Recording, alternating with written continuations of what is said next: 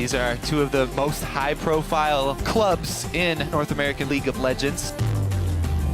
Last time we played C9, we crushed them. Oh, wow. Binding! So many ults, it's all it's gonna take. Afro binding, oh no, High can't juke it. He's gonna go down. What a dominating performance here. CLG took Cloud9's strategy away from him and outplayed him. CLG will be very tough. It'll definitely be our hardest match. Yeah, Cloud9's, they're healthy competition. While CLG are looking very strong, they lost to TSM due to late game pressure. Team Solo Mid persevere, and they take Cloud9 looked really good yesterday. And they find him. All that preparation. This is a punishing play style here from Cloud9. The only question is, can they keep it up? Every time we think that they're back, they've had games where they make just a lot of mistakes. Let's see.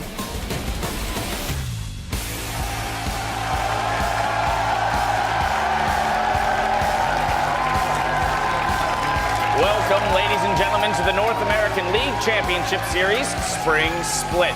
And what a beautiful crowd we have today. Cloud9 entering the building a little bit earlier. They're going to be heading into their locker room for a little pregame huddle. And Hotshot GG sporting that pink hair after losing a bet to TSM's Reginald, man of his word, and CLG's coach Scar and the rest of his brain trust conferring over their playbook. Hello, everyone. It's great to have you with us once again. I'm James Dash Patterson, and joining us to start off our day on the analyst desk, we've got Aiden's Irene Moon and David Freak Turley. You are correct. You've I named am us correct. properly I so have far. properly Very well named this you. year. It's a good start to the day. Well, we've reached the halfway point of the season, or of the split rather, and from here on out, it's rematch city. Now, as we look towards the back half of the split, we want to remind everyone how the league is set up this year. The top 6 teams at the end of our 9 weeks will qualify for the spring playoffs, with the first and second seeds getting a first-round bye. The 7th place team will be done until the summer split returns, and the teams that find themselves sitting in 8th and 9th will face off against the challenger teams to compete to hold on to their LCS spots, while the team that comes in last will be automatically relegated and will not return for the summer split. So guys, obviously, there's a lot on the line here. Yeah, and especially for Coast here, I think more so than any other team. These guys are sitting in 10th. They're 2 games back with only 9 games to go, and it's automatic relegation. They will just swap places with whoever that first place challenger team is. And thankfully for them, they were trying to shake it up. Now, no slight to Justice, he is a very good player, but Coast want to be playing more aggressively. They want a person who wants to go make plays. They tried that with Manclad. They tried to camp him, but they're facing TSM and Bjergsen. It's a likely loss to the first place, so I still want to see what kind of road is ahead for Coast here. And I want to talk about a team that is looking at a first-round bye that hasn't in a very long time. It's CLG. Number 2 right now in the standings. These guys have the best early game in the league. At 10 minutes, they are number 1 in average gold leads at 923. And then second is Cloud9, about 775 right behind them. They'll be playing that today. And I want to see that early game hash out. But at 20 minutes, they hold on to that, and they're number 2 right behind TSM by about 100 gold average at 20 minutes as an advantage. So they're at 2,600. Over their opponents. This team has immaculate early game play. The pressure that they put on the map is top tier. They just have to work on their team fighting because they take those turrets and then they know how to get in the jungle, get the picks, and start closing the game out. But when resulting team fights happen, they aren't always on the same page. So if CLG tighten that up, we're looking at a top tier team here. It's definitely going to be a very interesting first match of the day. But as we still have 9 games left in the season, so teams have some room to make moves, who are the dark horses you guys are looking at? I'm looking at Winterfox. They have been 3-0 in their last 3 games here, and Altec has been going crazy. He has a 45 KDA in those 3 games.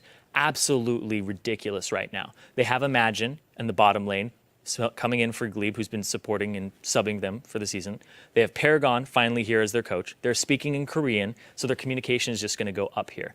Altec, he's going to sit along the sides, and they've basically come with this formula where Altec sits in the back line, does his thing, and then they have Avalon and Helios. The Bash brothers go in on engage-type champions. Pobelter plays an assassin, and then their support, whether it was Glebe or Imagine, are on some type of hard engage champion. When they found this style, they found a lot of kind of success with it, and I want to see them keep doing that because this makes them look really good. They definitely can start being in the conversation. Yeah, and I agree, Winterfox are definitely, I feel like, are part of the conversation right now. Yeah. But a team that I think also sort of really wasn't expected to do well is Gravity. These guys weren't even supposed to be in the LCS, except we expanded to 10 teams.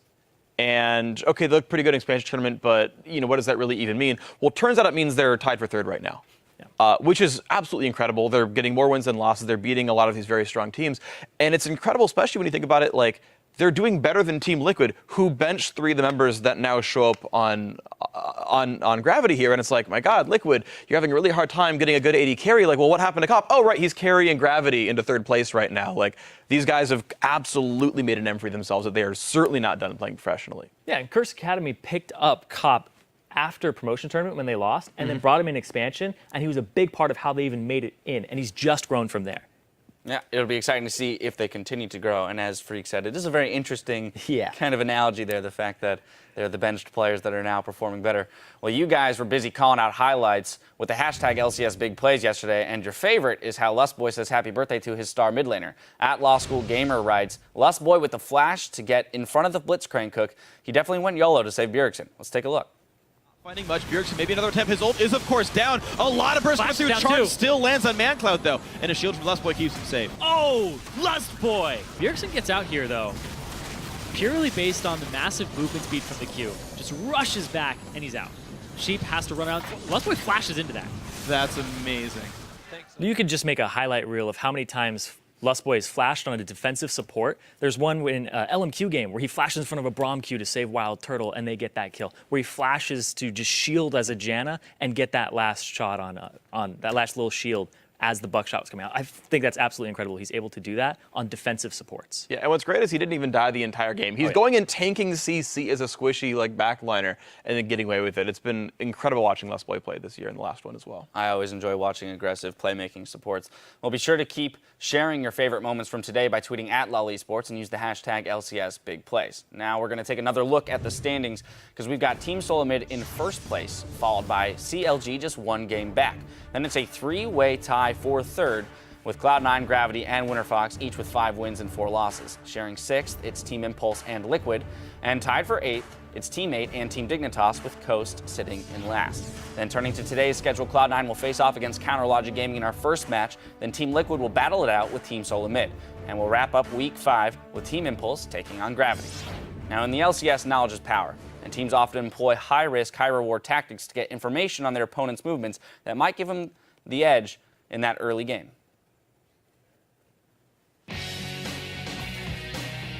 Level 1 deep warding basically allows you to decide your lane. If you can get into their jungle and get the deep wards necessary, you'll have the decision if you want the 2v1 or the 2v2. They're in our red side. They warded up here. They warded up here.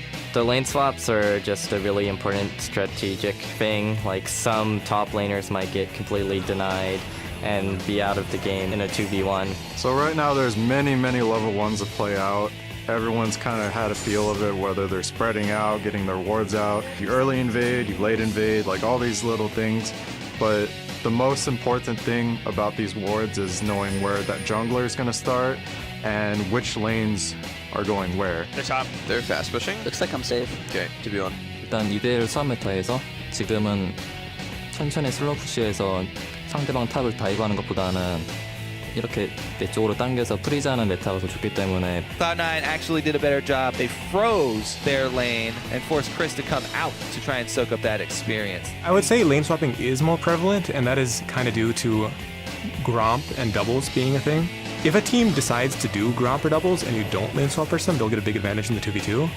I would say that sometimes the level 1 and lane swap decides at least 30% of the game already because of how snowbally it can be. Would you believe it? Team 8 take down Team Solo Mid. And the reason for that is because every year, every day, every month that goes by, League of Legends teams are getting much better, and it becomes much harder to not get shut out.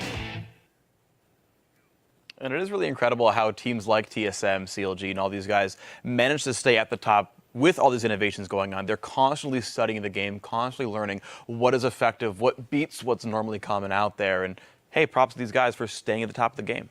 Yeah, I've loved to see the minor tweaks, even that we've seen CLG do to the lane swap with pushing people off turrets and manipulating that experience range.